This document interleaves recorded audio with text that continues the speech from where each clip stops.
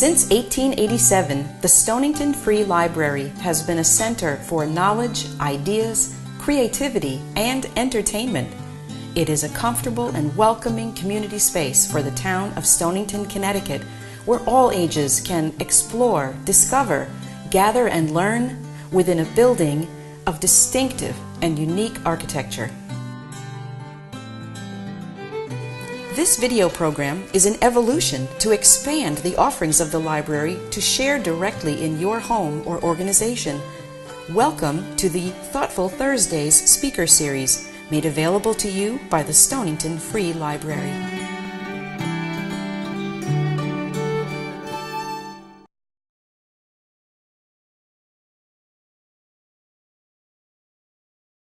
Hello, everyone.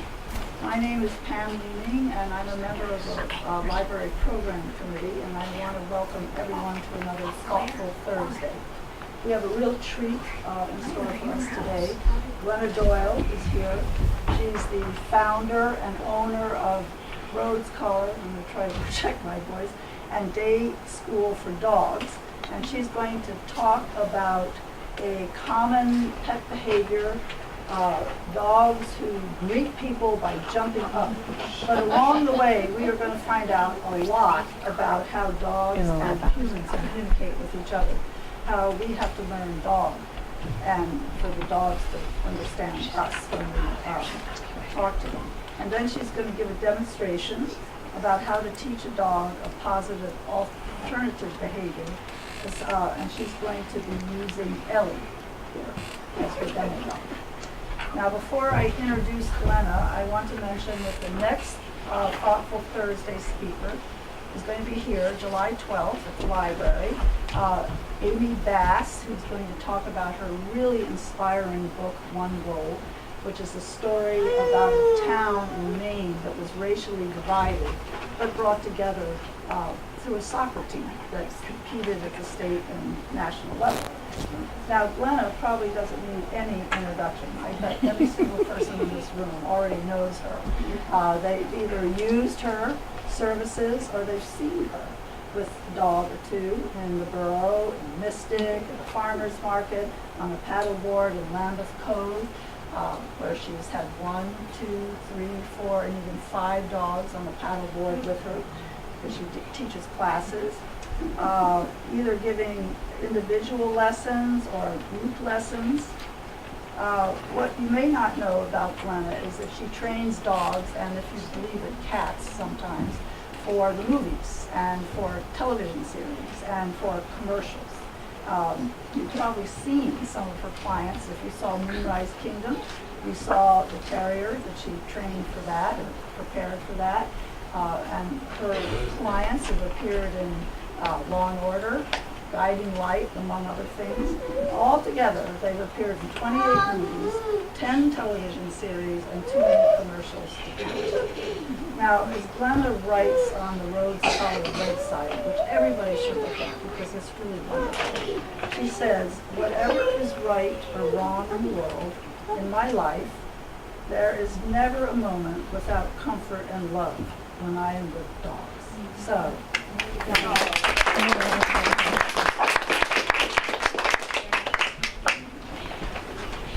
that's a tough act to follow. Thanks, Pam, for that introduction, and thanks everybody for coming. So we have Ellie, Anne's dog, and we also have Lulu, who you can't see because she's in a little kind of a pocketbooky kind of a thing, container, carry pouch, because she's that small. And Ashley, is that right? Yes. Is her mom. And so after we have a little talk, we'll see those dogs, and maybe we'll hear them in between. But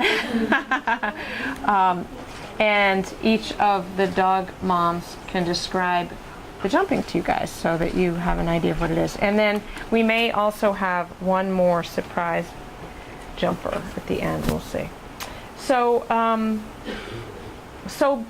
so jumping is a big issue for a lot of people, and at Rhodes Collar, when new clients come to us, we have them complete a registration form, and in that registration form, we ask them what their top 3 training priorities are.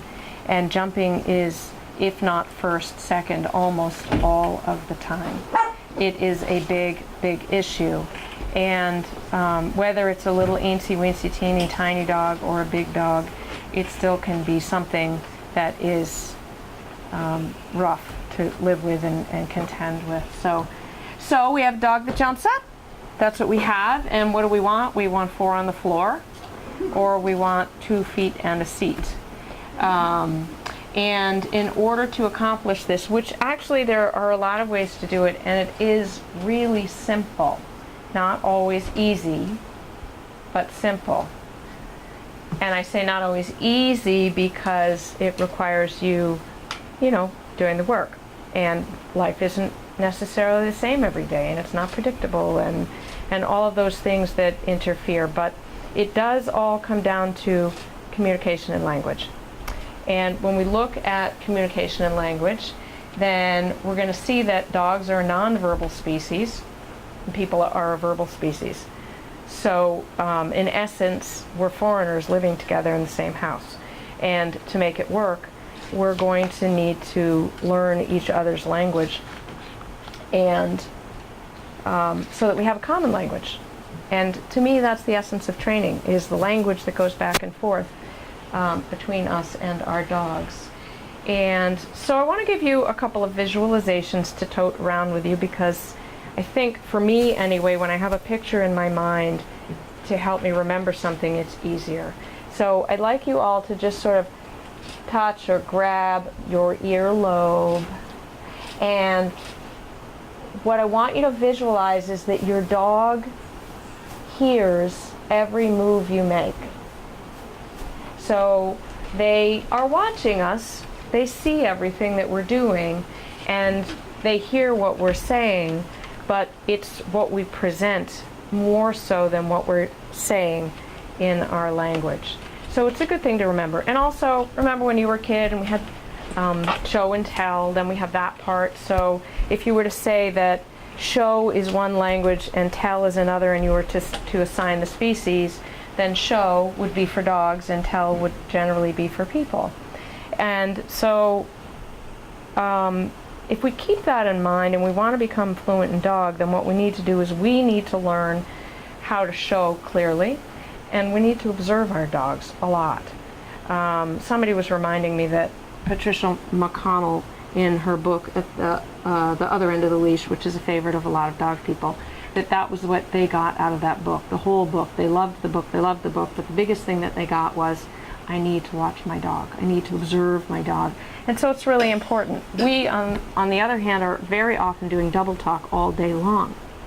And I'll say this again later when we're doing the demonstration, but we very often will say, get down, right? And so our expression says yuck, and our tone says yuck, but our hands say, woohoo, let's play.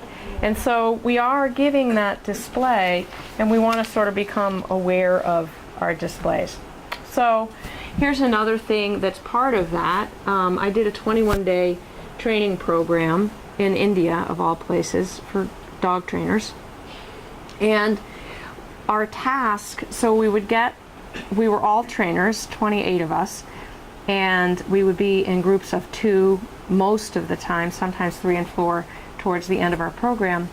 And what we had to do every 2 to 3 days, I think, we would get a new dog. And our first assignment would be for each of us to go off by ourselves with a dog for 2 to 5 minutes and share with them our entire life story. And the purpose of that is to really give your dog clear meaning to your emotions. So, it would be like, when I was little and it was really cool and we did this stuff and it was great and we played at the pond and it was really awesome and things like that, and you're showing and you're smiling and using your hands like this. And then it might be that something terrible happened and it was awful and I don't even know what to say, but it was just so terrible like this, and it was, and you kind of droop like this, and you show your sort of sad emotions, and then you might get angry, and you might put your hands on your hips or cross your arms or something like this, and so you're showing the dog these emotions. And what that does is it gives you and your dog some sort of gestures, symbols, so that they have stuff to go by. When we do that double talk, it makes it a little bit easier. So that was kind of a fun thing. So now, once we get the language in common, there are some rules. There are two in particular that I think are absolutely essential, and one is to secure the territory, which is the primary rule in the animal kingdom. It's, animals aren't going to reproduce and play and hunt and do all of those things unless they feel safe and secure in their territory. So that is rule number one, and I'm going to show you physically when we get to the doggy demonstration part how you can do that, and I think it will make more sense. And also then the second rule, once you've got that established, is to play off lead, and sometimes they are interchangeable, and so that really just means, can you have fun? Do you know how to have fun with your dog? Do you and your dog have fun? Because sometimes relationships, I have a good friend who has a dog that she's really struggling with, and she's like, you know what, I've had a lot of dogs in my whole life, and right now I'm not having any fun, and I don't feel like it's fair. So it's important that we know, what's happening there and how to make it safe and how to have fun. And I always say, if you can accomplish this, your dog is totally going to want to follow you. And quite frankly, we're probably all going to want to go with your dog too and follow you, because you're a fun person and you're a leader person, and that generally makes people and animals want to do that. So how do we do this? How do we break it down?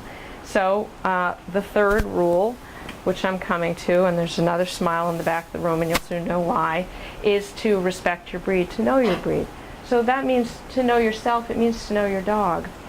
So for example, if you're picking a dog and you're somebody who likes to run marathons and wants a running partner, then you might not want to pick a Clumber Spaniel.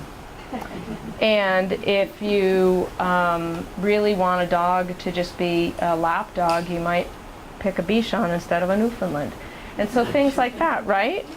But also, how does that make the communications better? And it does, because when you pick a dog that's suited to your personality, then it makes you guys sort of gel as a team, and that's really important too. So then the fourth part is a stick to your bones thing. So now what we've done is we've made it safe, we've had some fun, we've gotten to know who we are a little bit in relation to our dog and our dog in relation to us.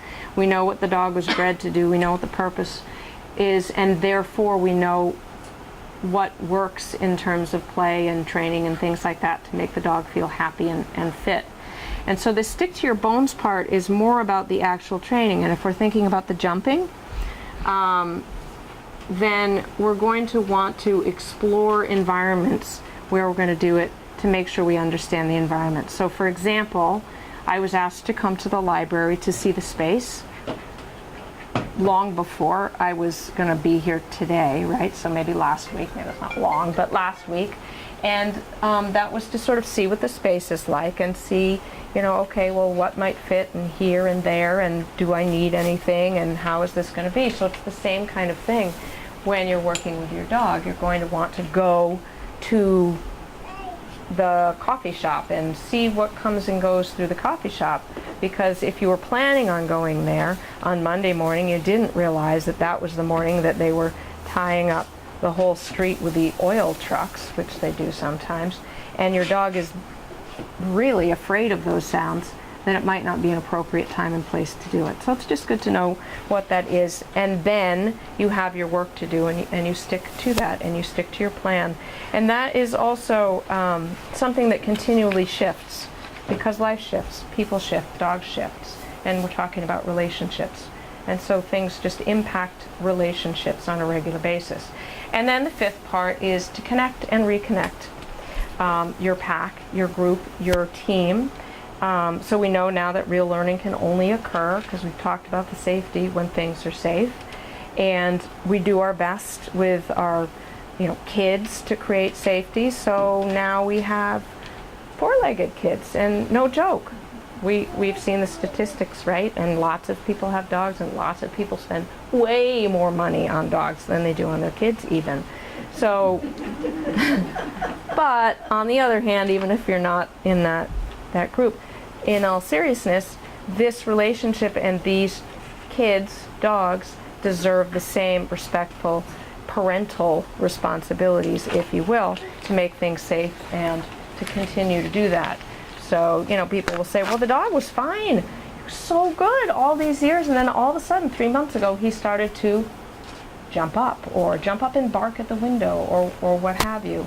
And so that might be one of those little things where something actually shifted. Oh, well, we did have the place repainted and it was all torn apart and we couldn't use that part of the house and now we're back, or some little subtle thing like that. Anyway, these 5 principles, which I've used for almost 30 years in my training practice, are also the foundation rules for another program that I work on with Denise Easton, and that's called Puppy School Rules. And it is it's a method, a way of being, a lifestyle to live the life you want, and also about relationships and communications. That's a whole other topic, but I just wanted to say that's the people part of the teaching it. So now we're right at the dog jumping, and we're going to use different ways to show this. I'm hoping that, especially since we've contained this lovely little girl, that she'll be more apt to jump. So when we look at jumping, we want to look at why dogs jump. And there are probably a gazillion reasons, but the ones I'm going to focus on are the learning process. So in the very beginning, we combine something which is actually 2 separate behaviors. So greeting and being approached are 2 separate things, and we teach them as one. Oh. So from the very beginning with wild dogs, with feral dogs, with hundreds of thousands of years ago, or however many years ago we could look at, little baby puppies would kind of mob at their mothers' mouths when they were hungry, and that would cause their mothers to regurgitate and feed them. So then when we get a cute little baby puppy and we bring them home, they're all so cute, and we do, oh, they're so cute, and we sniff their little puppy breaths, and we're giving them kisses, and we're bringing them to our faces. So it's the same thing. And then the puppies sort of saying, oh, I think they like this. I think they like this when I'm near in their face. And then our friends and neighbors and relatives are all going to pretty much do the same thing, and they're going to experience that and give the puppy kisses and smell the puppy breath, and now the puppy's sort of generalizing and saying, oh, well, I guess everybody likes it when I'm up in their faces. And of course they want to do the right thing, because we know they want to please us, they want to do the right thing, and so they're going to make every effort they can to get up in our faces, which is all well and good, unless you happen to have a dog who then becomes 6 months old and is 40 or 50 or 60 pounds, and now even a little tiny dog could be scratching and really making impact. And so these lovely little smiles that we were giving when they were cute and smelling good are now like these faces and anger, and it's very confusing to the puppy, because all of a sudden we've changed our response to the same situation, the same scenario, the same behavior that was going on all this time that we liked before. So when now we'll have to go back to the beginning and split up the greeting and the approach. And so when we do that, I might have my puppy here, and I might be like at McQuaid's or another kind of shopping center or a coffee place. That's really good, because when you are at a grocery store or a coffee place, people will be like, oh, that's such a cute puppy, and I really want to say, but I really need my coffee. And so they're not going to dilly-dally as much. So it gives you more opportunities to practice. And you can also sort of position yourself at enough of a distance, and you could wear kind of an expression that my mother's really good at, to say, keep away, if you wanted to, so that you have ample time to practice with people approaching. So I have my puppy here, let's say, and somebody walks towards me, and I would do this. Oh, very cute. And the puppy would sit, and I would give the treat. And I might start even closer to the puppy. So I might take the treat into the puppy's mouth in order to get the sit, depending on the distraction level, how long the dog or puppy's been jumping, and all kinds of other things. So I will do that over and over again on the leash because I need physical control. And you can do this in your house. You can do this, you know, at the library out front. You can do this at this little school bus stop where you just have people coming and going. It doesn't need to be a coffee shop. It doesn't need to be a shopping center, but you do want to pick times when you're going to have flows of people so that you get the opportunity to practice multiple times so that your dog can sort of solidify what it is you're teaching. So I'll practice that until, as I was saying to Pam earlier, until we feel like Caesar Milan, we are the dog whisperettes or the dog whisperers with that particular behavior, because the confidence is really important. When you're talking about body language, you know, he made his whole career basically on how you carry yourself and are you calm, assertive, or whatever the other terms are. But essentially what we're talking about is just confidence. Are you confident in what you're doing with your dog? And if you are, it makes it all that much easier for your dog. So now you're going to do that until you get to the point where you say, yeah, I can pretty much predict that it's going to work in this environment, in that environment. And then, you know, Auntie comes over with all the 6 kids and all the things that can happen in your life and out in the world. Then you're going to begin to add in the greet. And so the greeting means you're going to let somebody come into your dog's space. And now we have to go back to being a responsible parent. So if I'm a responsible parent, I have to make sure that my dog feels safe. And safe can mean not just like isn't scared, but isn't overstimulated by the activity of it. So we could take like a golden retriever or a Labrador, and when you ask them to sit, they do, and you give them a treat, they do, and then you say, okay, I'm going to go and pet them, and now they're like, wow, that's great, and they bounce off the walls again. Some breeds are more like that than others, and again, that's going back to knowing your breed and knowing your dog individually, so that you can make those fine little adjustments. But one thing that I do, so we're doing the same thing as we did with the approach, but now we're going to do the greet, and as the person comes, I might just put my foot out like that between the dog and the person coming, so that I'm sending a clear message to my dog that I see the intruder, that I'm going to make sure it's safe. I'm body blocking or buffering or however you want to look at it, but I'm essentially letting the dog know that I'm controlling the situation. If it gets out of hand, I know it's my job to take over. Now, that's all well and good until you start to say, oh, no, please don't let my dog jump. And they say, oh, it's okay, I don't mind. And that happens all the time because people are very accommodating and they're into their verbal and not so much into the nonverbal. So they're hearing what you're saying, but they're not necessarily seeing you're going like this on the inside. So essentially, we're going to get the dog to sit like this. And then I put my foot in here. And then I'll instruct the person, okay, you can come in and pet the dog. But you can't pet the dog here on the head. You have to pet the dog in a certain way to help keep the dog here. And so that might be underneath the chin, behind the ear, on the chest. Under is always going to be better and safer, especially when we're talking about kids. Now, if the dog gets up or starts to leave the seat, I'll instruct the person, please, to withdraw, and so that I can reposition my dog and they can come back in again. And why do you do it like that? Well, because the dog wants to be part of the interaction. So if we let them be part of the interaction when they're acting properly and when they're acting improperly, they're not going to learn what it is that we actually want. So if I remove what they like, if I remove the cake until they eat the spinach, then they eat the cake again. It's the same kind of thing. So if I remove the person and we resettle, and then the dog is sitting and waiting politely and they come back in, they're getting rewarded for being on their seat. Now the other part of it is what's going on the inside of the dog, right?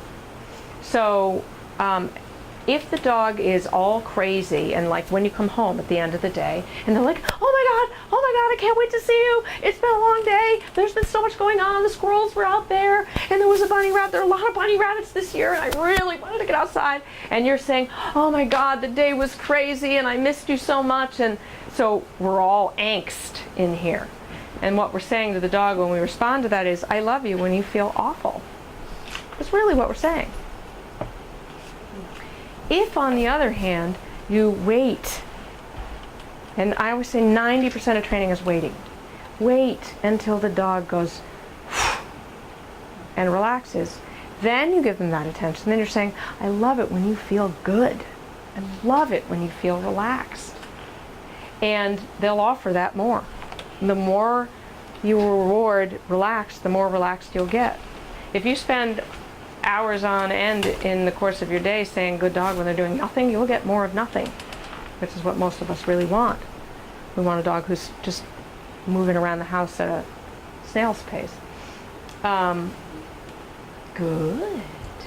And that's the other thing, is the good, putting that reward in, exactly when you want it is really critical. So we are going to, I think, unless I've missed something here, because I went off on a tangent, but I don't think I did. I'm up and I'm walking, and we did the sidewalk and the greeting. So, so there's something to be said for knowing your dog too, right? Because there are dogs out there, and sometimes we get them as puppies. We might adopt a puppy, and it might even come from a breeder. It might even come from a really great breeder. Reputation, wins all the titles, so on and so forth. And that puppy may not be, or that dog may not be, some being that actually wants to greet. Because some dogs are dogs, and some dogs are not people dogs. Some dogs are innately afraid.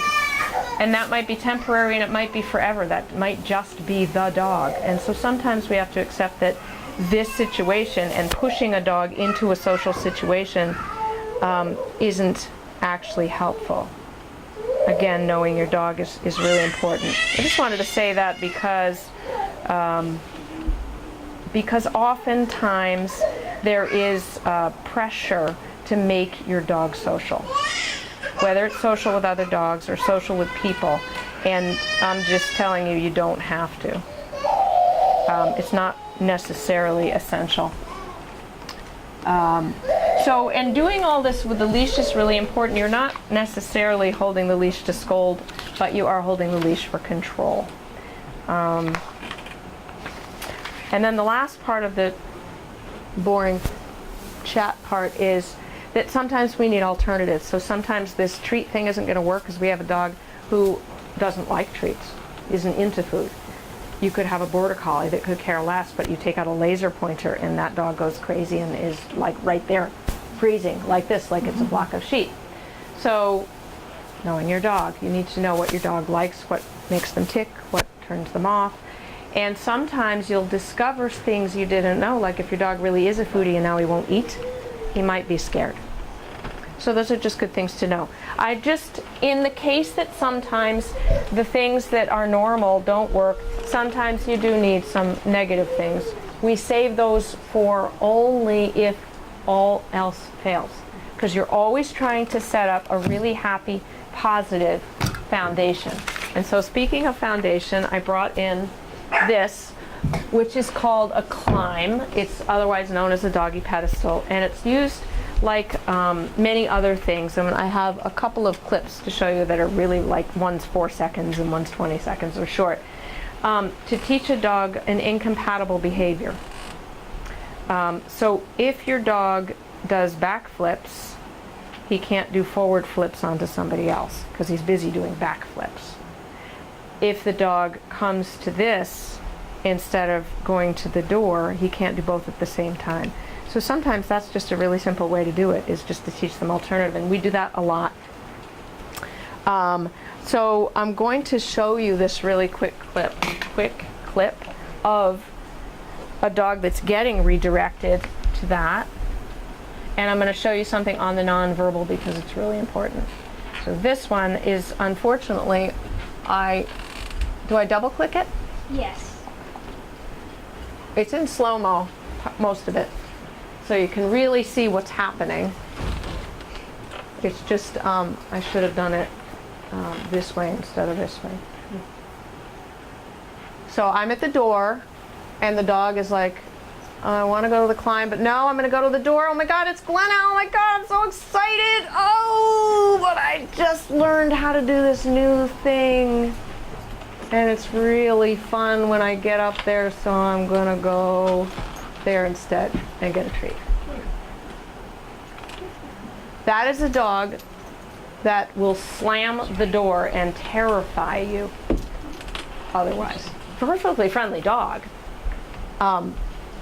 But has gotten enough reinforcement in whatever way.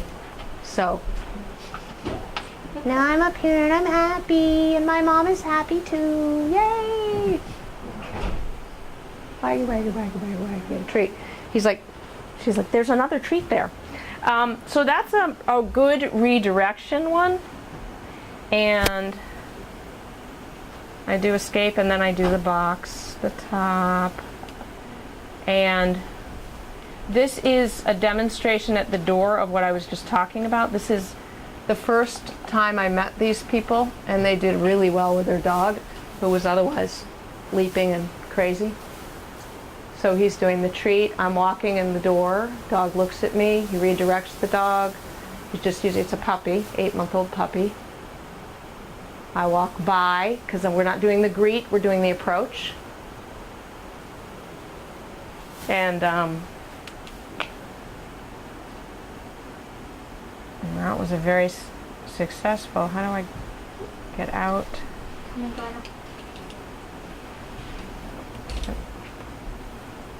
And the next one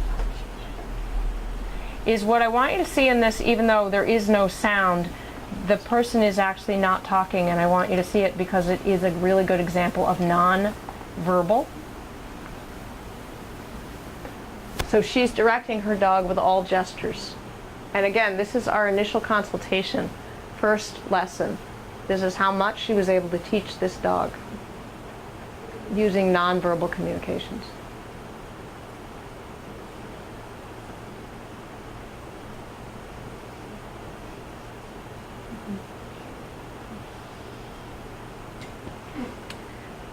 And then the last one is not going to make sense, so I'm not going to show it, but I think maybe I will try to show it. I don't know if it'll make sense without the sound, and we don't have sound on this, but because I'm actually talking in it. But so this is a dog who's barking to get in, and what we're trying to do is not reward it. So we want to teach the dog that when they're quiet, that's when we're going to open the door. Which, since there's no sound, you can't tell when she stops barking. But towards the end, you'll see she's just sitting there.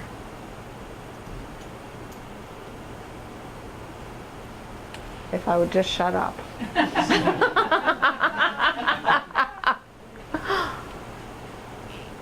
How do we tell you to stop talking? Right. Stop barking. Give me some nonverbal communications. Tell me to stop talking. Need a treat?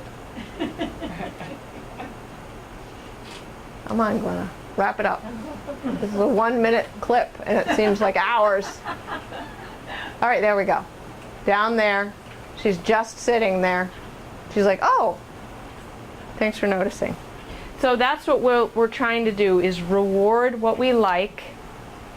And if we can ignore what we don't like, we do. Sometimes we can't ignore it. Sometimes it's not safe to ignore it. When we are using ignoring, though, we're not looking at the dog, we're not talking to them, and we're not touching them. So some other things that we might need to use that we probably won't have time for today, but just so you know, is the bitter apple. Sometimes you need to use a negative.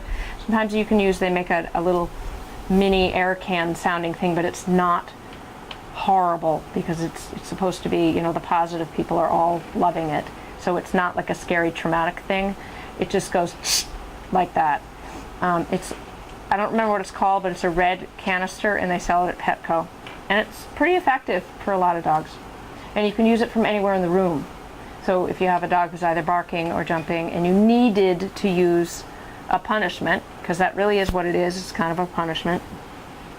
Bitter apple or something squirted in the mouth, again, it's a punishment. We don't want to use that unless we've tried everything else and we've tried every trainer in the phone book and it still fails, and then now we need some negatives. There is also something called Crazy Door, which actually I do use on a regular basis with dogs that are door dashers, because I think that it's a safety thing. You can do it with just sit and wait and sit and wait, but I also, with dogs that are like pushy at the door, it's just a question usually of taking your storm door and doing this until the dog backs up. Good. Yay! And then rewarding them. So then those again, you know, those are when everything else fails. So what we're going to try to do is see if we can get this puppy to do any jumping. Now this is a 9-year-old cockapoo? 12-year-old cockapoo. We have different ends, and I wanted to be able to do that. So we have an 8-month-old, where are you? We've got a dog in the back. Yes, 4. Is it a Payton? The little tiny thing? Yeah. The Chihuahua, it's a, It's a Manchester Terrier Minton mix. there we go. That's what it is. And they're waiting outside. Yes. No, we don't need it yet. Okay. So that's an 8-month-old puppy, and I just want to give you a little intro, and I've only met the puppy here today, so who knows if it's even going to be effective. We'll try. But apparently that puppy kind of jumps like this. And what was interesting about that is it's actually going into the next level, because jumping isn't enough, and the puppy's starting to grab at clothing and things like that. And then we have a 4-month-old cocker, complete cocker.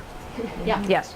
And assuming this is just sort of juvenile jumping on anybody. Happy to see you. Happy to see you. So that's what we have. We're going to try to get to everybody and get through all of this. So Anne, if you want to tell us about the kind of jumping that she does, and then we're going to get some volunteers who will approach Anne. I don't know if you have treats, but I do. Okay, so I have some treats. And we're going to have, I'll demonstrate, so I'll be the person who approaches so you guys will know what to do. And Anne is going to get her puppy with a treat in the mouth to sit for the approach. You want a little bit of that? Now she's offering quite a few things all at once, but that's okay. So you have your leash, and you can pull her out. And when does she usually jump up on? Well, when somebody has a treat who, she sees and she knows and she gets excited and she jumps up like, okay, I'm ready. Okay. Or just if somebody's trying to be nice and wanting to pet her, and she'll jump up on them. And she's not so big, and she's not, it's not like she knocks people over or anything, but if she's muddy or something, I'm like, ugh. Got it. So that's what happens a lot with jumpers, and it is oftentimes more in the medium to small dogs, because people are sort of like, oh well, it's okay, I can live with it. It's not the worst thing the dog does. I can deal with it. It's not that bad or whatever. So okay, so go ahead and leash her up.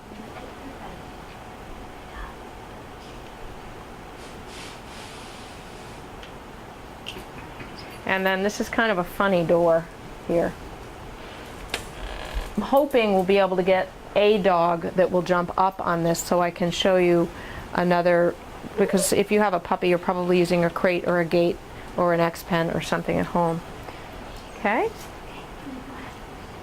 So you can pick a spot, and you're going to use this treat to get her to jump, right? Now we know from what Anne said that if I hold this treat long enough, she's going to go to frustration, because what she's done in the past isn't working. First to get it. Right. So you can see she's been waving. She's trying. So these leashes Yeah, have to get locked, Okay. or we're going to be all over the place. There we go.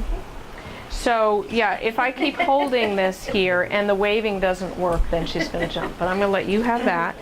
And I'm going to say the dog's name is Ellie. Ellie. Hi, Ellie. Hi. Okay. So this is what usually happens, right? This is the before. And now what we want is a very calm, assertive mom here.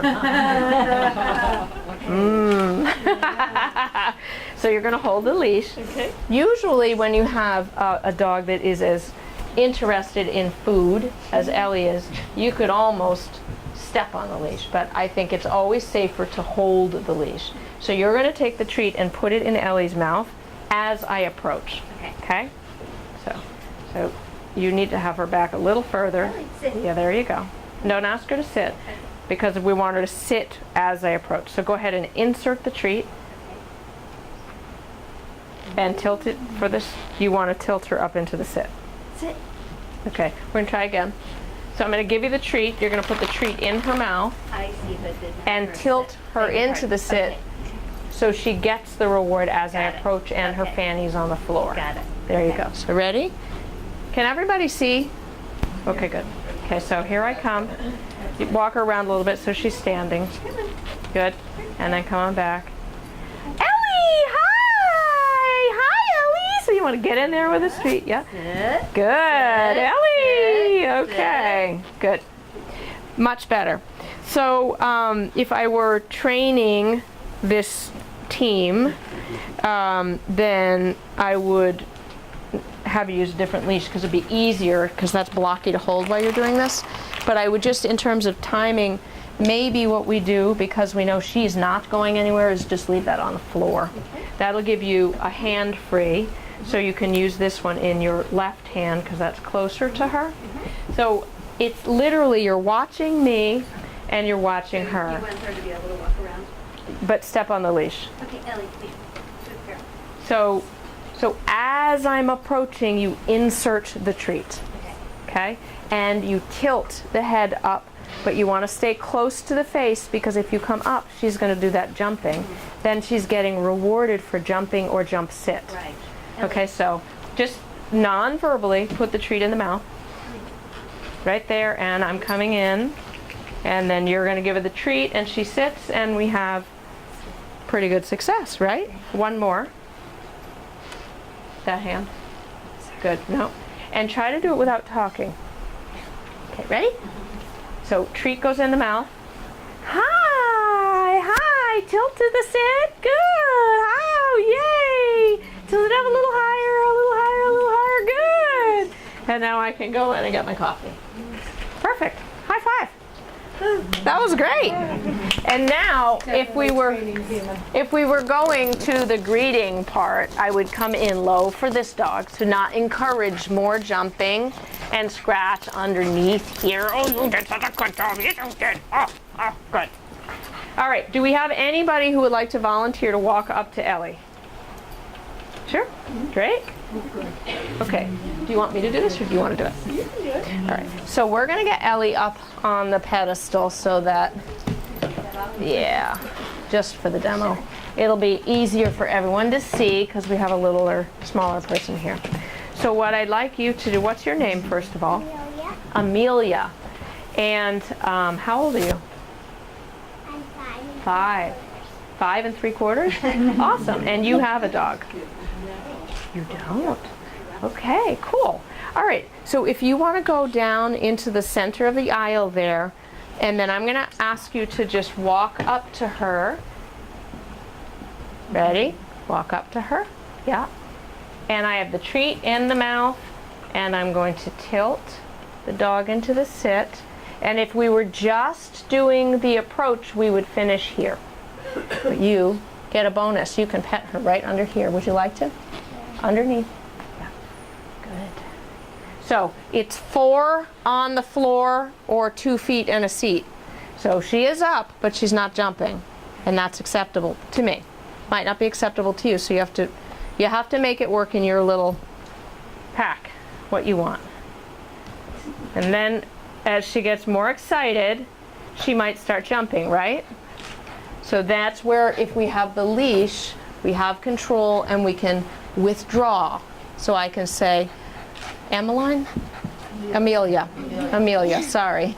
So I'm going to ask you to back up a step, right there, and we're going to let the dog resettle, because now the dog is excited. Good. And now, Amelia, you can come in. Yes. And you can pet her under the chest. Good. And that will do. Great. Thank you very much. Nice. Thank you very much. Yay!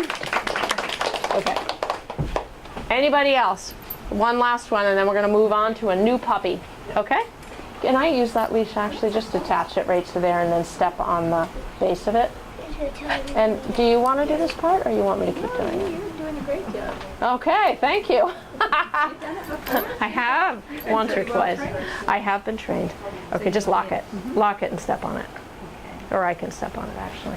Why do you say not to pat him on the head? They like Generally, to use the best. yes, generally, dogs, they say, prefer to be patted on the head only by people they know really well and love. But mostly it's for practical. Well, you're very fortunate. But most of the time it's just for practical reasons, and especially with kids, because kids will come in over, and what happens naturally is the dog leans back to see what's coming, and the mouth opens, and it looks like they're going to bite. And then the kid might pull their hand away, and then the puppy's going to come like this or like this because they want to see what the hand was, and now it looks like the puppy's actually snapping. So it's really mostly for me, it's for practical purposes. If you go under, that won't happen. Just easier.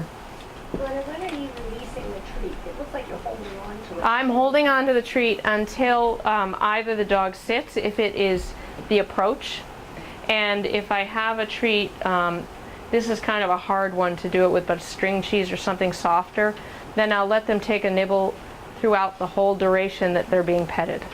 Nibble, nibble, nibble, nibble, and then if they get excited or whatever, then I'll pull back on that.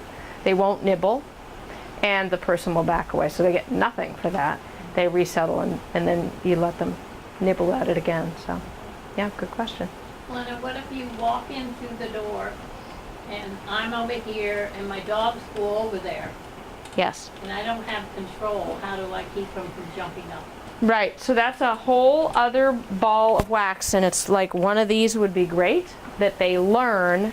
So what we started with that process has to then evolve to the point where I'm gonna let you say hi real quick, so just so I can finish this up. So what is your name? Ella. Ella. And how old are you? You want to turn around and tell everybody who you are? Ella. And how old are you? 7.5. 7.5. And do you have a dog? No, I have 2 cats. You have 2 cats That fight. that fight. All right. That is a different workshop. We're going to come to the cats that fight. But thank you. So come on over and say hi to Ellie. Good. I've got her sitting. So now you can go underneath in her chest area and give her a little scratch. Awesome. Good job. Thank you very much, everybody. Yay! Good work. Okay, I'm going to give you this. Yes, we're ready for the baby. Give you this one back. You might want to, tuck her like in your lap or something. Good. So now we're going to have the little min pin while they're coming in. So in order to address that situation that Bobette was talking about, and this is the one that we usually deal with, is we come home and the dog's loose. So we don't have a leash on the dog, and so how do we deal with it? So you have to train and practice. That's going back into those steps, like step 4. Thank you. You're welcome. Okay. Step 4. Oh my God, it's so cute. I want to teach it to jump right now. Can I do that? Hi. Oh yes. So yeah, you can stay right here. What's your name? Payton. Payton? Okay. Can you turn around and show everybody yourself? Come on over here and you can hold on to the leash for me. And it's Ashley? Yes. Okay. And so Ashley, when does this one jump? Whenever somebody comes into the house, Yeah. if you sit on my couch, Okay. she thinks that she needs to sit on you. Okay. And if you don't pay attention to her, she will jump into your face Uh-huh. to try to get your attention, Okay. which is very hard when you have a little person. Okay. Okay. Yes, there's other animals and there's lots of people. Okay, so we're going to just right away go into the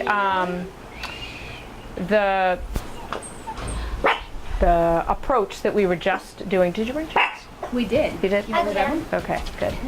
And I'm going to circle back to that question, but the biggest part, can you open that up and pull one out for me, please, and maybe break it a little bit to small pieces? Thanks. Is that we have to prepare the dog for that when we aren't in crisis mode. So crisis mode is when we're leaving and when we're coming home. That's always crisis mode for our dogs. And so what we're looking to do is train them when we are home. Yep, I'm not sure we like this one, and it might be too big, but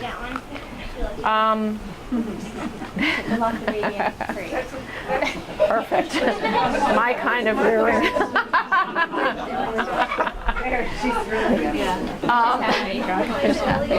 We're going to teach her to go to her place on the climb next. Oh, yeah. Sorry, I'm going to get in trouble. So you have to teach them this when you're home hanging around the house. You have to throw a treat on the climb and say go, and they go up and they find the treat, and you have to do it over and over again. Then as they learn that that's what you like them to do, then you will gradually pair it with knock, knock, knock, go to the climb, knock, knock, knock, go to the climb. And then eventually they will learn that knock, knock, knock means if I go to the climb, I get rewarded.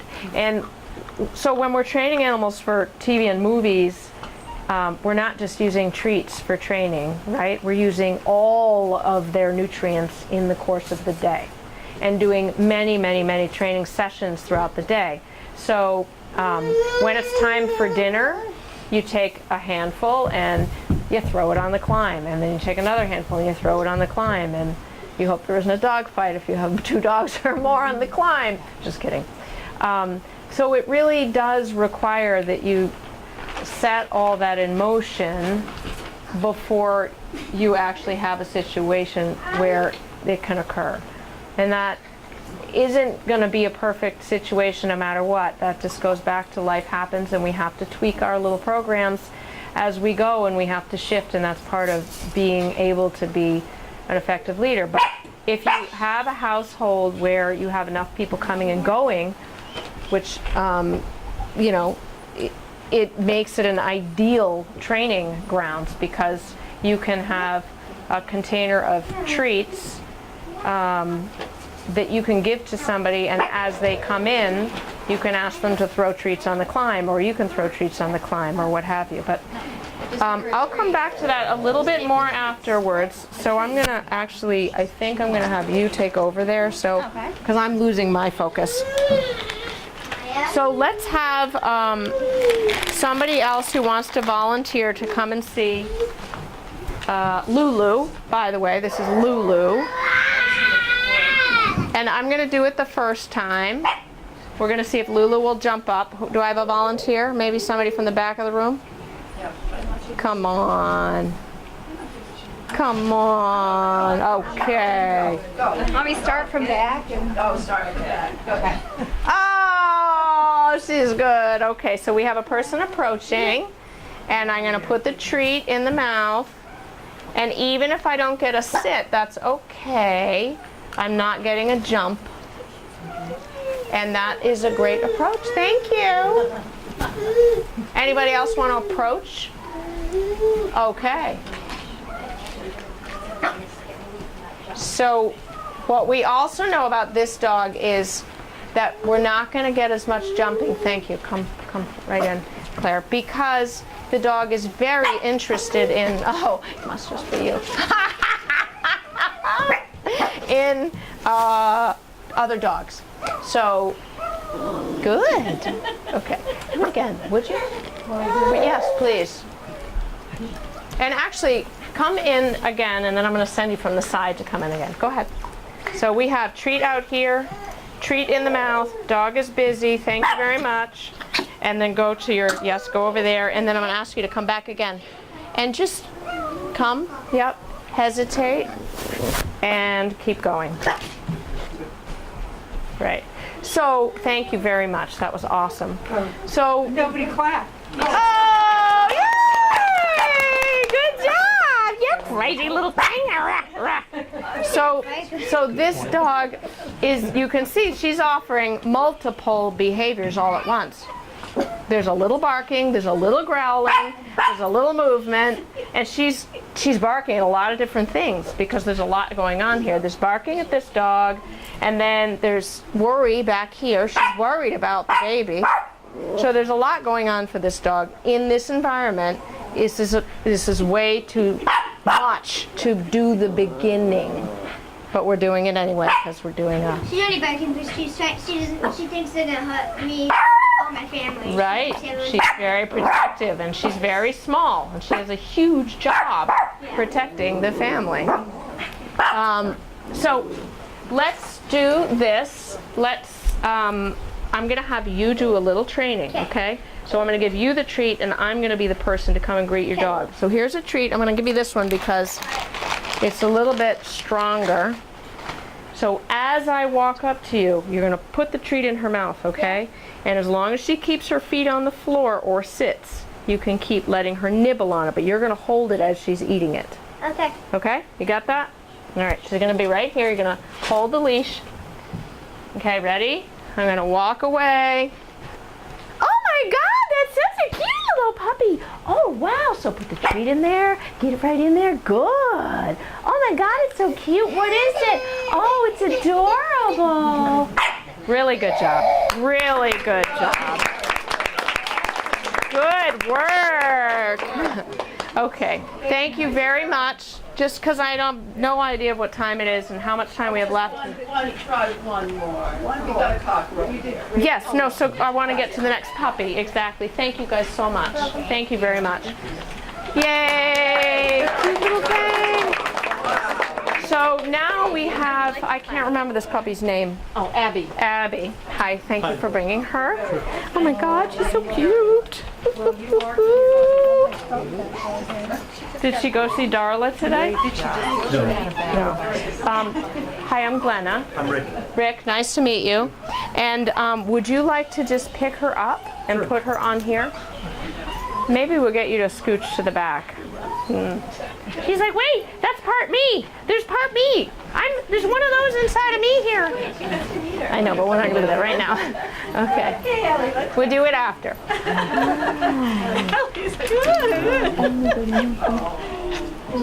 Now, here's a way that we can sort of compromise and get the closeness to the face, right? Because I can come down to the floor and the dog is sitting and I can still get my kisses in, so I can get, oh my God, she's so soft.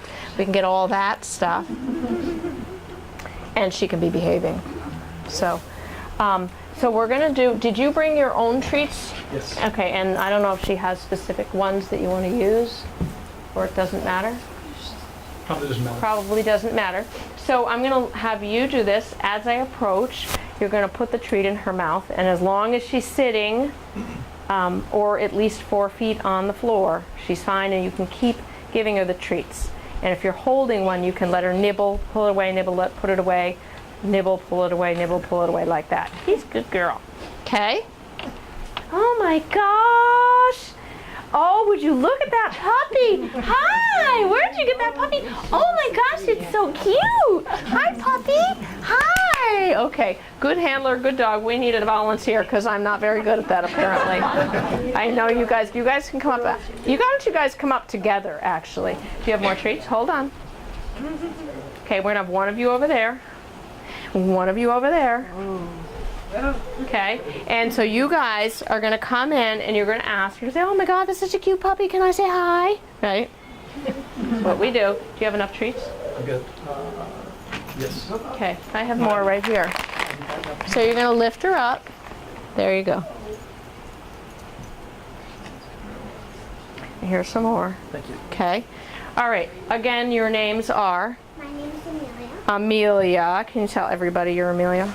I'm Amelia. Okay. Ella. Ella. I'm Ella. Awesome! Awesome, Amelia, and awesome, Ella. Okay, so you girls are going to come up and, as though you've never been here before, you're going to ask this man if you can pet that cute fuzzy puppy. Okay, go ahead, both of you go. And you're going to insert treat. Go ahead. Go ahead, get excited. Get excited. Oh my gosh, a puppy! Yay, so cute. Puppies that are like nice and cute. Yay. Oh, good. That's good. And then you want to ask if you can pet. So first, before they go in, though, you have to instruct them what to do. So you have to say, I'm just going to get a treat in her mouth, and then you can come in and pet her underneath her chin and behind her ears. Okay?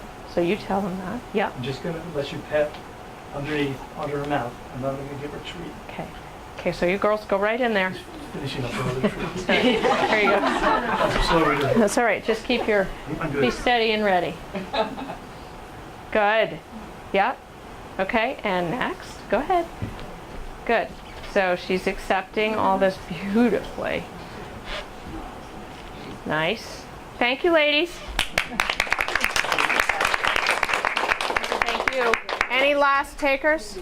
I have a question. Yes. What if you have the type of dog that snatches the treats and bites your fingers while they do it? We have that program coming up really soon, as a matter of fact. We're going to do a whole session. So typically those dogs are resource guarders, meaning that, just to be perfectly blunt about it, there weren't enough feeding stations when they were with their mom. And so, oh my gosh, does anybody else want to come and pet this one? I want to pet those dogs. Okay. Come on, you'll do it. Okay. Let's put her on the floor. I want to see if she's a little bit more, yeah, see, there we go. So now we might get a little jumping action. Are you ready with your treat, though? Okay. So brand new situation. Go ahead. Oh my God, I've never seen such a cute dog. Oh, she's good. She's good. Oh, look. And then they might want to pet her. So you have to get in there. So Low under the mouth. yes, Breathe in. good. You're so sweet. Yes, you are. Yes, you are. Okay, so now we're getting overstimulation. So here is where I'm going to backtrack. You are awesome. Thank you. That was really good. And as the leader, remember, once we get into the greet, I'm going to put my foot or something a little in between. Now we put her on the floor, which means she's going to be more normal. She's going to act like, oh, wow, I'm at home and new person is coming, and it's a little bit more natural than on here.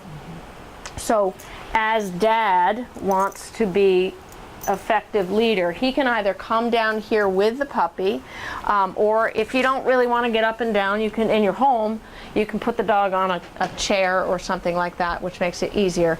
And you can physically help the dog to stay here, just with some scratches on the back. And I could have my little fingers in the collar. I'm not pushing or anything, I'm just guiding. I'm just guiding like that.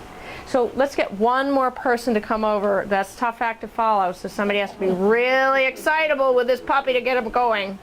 And you still have a treat, right? Okay. Anybody? All right, the man that all dogs love. Okay. Okay, so you be ready with your treat, and you want to be in between. So maybe take your, yeah, that's perfect. Okay. Okay. Let's see it. How you doing? Okay, and this is, right, a lot of times what people do, they just come right in there. Nice job, you did good. Thank you very much. You got a haircut here. Oh, that is color. But see, he's very clever with his nonverbal communications, this gentleman. I want you to turn around. I don't know if you'll do it exactly the same way, but I want you to try and crouch facing everybody, because you did something very interesting. Okay? But that wasn't it exactly, but he went in before, so you weren't even aware of it until I put him on the spot. But this is what you actually did, and it was the reason you got away with the petting over the top. So, is you had one hand here first, and the other hand was petting over here. So the face was busy with this hand. Yeah, well, in I front. try not to stick my fingers in his mouth. Well, this dog, I don't know where you got this dog, but I would ask them to clone. We tried. Yeah. 5 brothers and sisters. We tried for another one, but couldn't do it. No, I mean really clone it. But from a distance it looked like he was shaved over here, but that's the color. It's the style of the cut too, yes.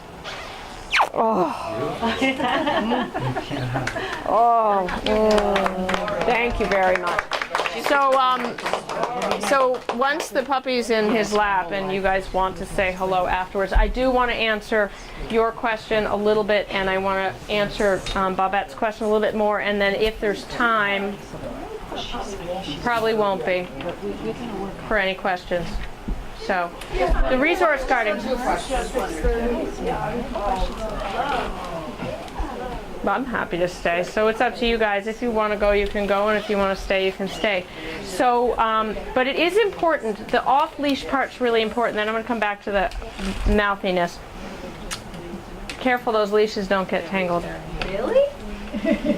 So, so setting things up in advance and knowing what can happen. I mean, all of us have some downtime at home that we'd be sitting around, and we could easily, like, we could do it at your house. We could do it with the chair that the little puppy and Pandy were playing on, and you could toss a treat over there, or a couple of times, and then you could say go to the chair and toss the treat. So in the beginning you would toss the treat as you're saying to go, or you point to go, if you will. And with dogs that are a little bit not clear on that, you can actually lead them like you might in a dog sport like agility. You just kind of give them a little bit of a brace to establish that that's a place to go to, so that when you have a real situation and they're off leash, it becomes more manageable. That's a big one. So practically speaking, if you're not there yet, what do you do in the meantime? You can use something like this. So then you can have your dog behind here, and usually when they're behind a gate of some sort, they jump when you come towards the gate. So then what you have is the dog is jumping. As you're approaching, you stop and retreat. The dog stops jumping, you take a step forward. This dog jumps, you take a step back. The dog up, until you get all the way here. And then sometimes as you're almost there, you kind of have to duck down and go in here to give them the reward. Or you have to be willing to wait even longer, even though you're starving and the bag is heavy and you really want to take it off and you're done with your day already. And take another step back until they can hold that until you get all the way here. But the point is that you are the treat. I joke with people about that because people will say, oh, he just did a potty outside and you need to give him the treat. Or he sat and you need to give him a treat. But sometimes I just say, I am the treat. You are the treat. You're the number one thing your dog wants. They're social. They want to connect with you. So we don't always need to have a cookie necessarily. And that going forward and retreating and going forward and retreating is very powerful. Whether it's a gate or a crate or an X pen, which this is sort of my preference, you can use that. And that can be sort of the intermediary between the time that the dog is off the wall leaping on you when you get home and until the dog is trained to go to a particular place. Well, it feels unnatural to me not to have some sort of verbal support to my movement. Yes. So the verbal part isn't that you can't ever verbalize. It's this. If I'm a nonverbal creature and I'm observing you to learn what it is that's expected, and you add verbal to that, it's excess energy in the space, which makes it harder for me to think. So it's really just clearing the space. And like I said, you know, I talk to Hero all the time. I talk to all the dogs that come and stay with us. I babble to them. I touch them. I love them. You know, all of those things. But when it's training, that's out. Because it just cleans the space for learning. That's really it. Good dogs are not useful. Sorry? All those good dogs, good dog, good dog. Well, right, they can be in the way, and the good that can happen when you start to add words in, that's really, we have a joke in my classes that if you use any word other than good, unless you're instructed to, you have to buy everybody coffee. Just sort of help you get trained to be less verbal. But that doesn't mean that you can't start to say, once the dog has learned the behavior, good sit, good down. Because ultimately you will want a verbal. And it's not that you can never be verbal, it's just that it's easier to teach the puppy in their language first, then add our language, and now you both know each other's language. So the biting. So when you have a dog that, let's just say, I have a treat, and I go to give it to the dog, and the dog goes, yeah, like that. So I have a couple of options. I have a lot of options. But what I would probably tend to do is to put the treat in the mouth and wait, grinning and bearing it, because it hurts, until they soften. And when they soften, then release the treat. That's what I generally do.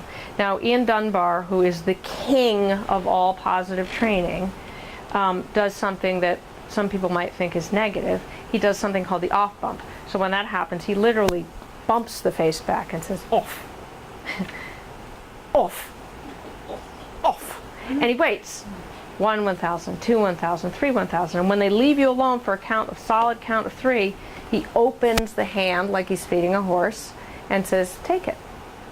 And that helps too. So you can use those, both of those things. But the reasoning behind that usually is resource guarding, and it usually started, all of these problems started, just so you know, you can get rid of the guilt, all of this stuff started between 0 and 7 weeks, and you had nothing to do with it.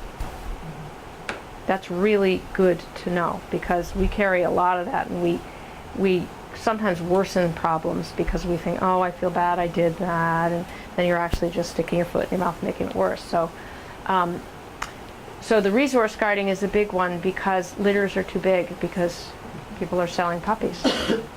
And if there are only, 5 or 6 functional places to get food, and you have 8 to 12 puppies, it's going to be pretty hard not to have a resource guarder, just born that way.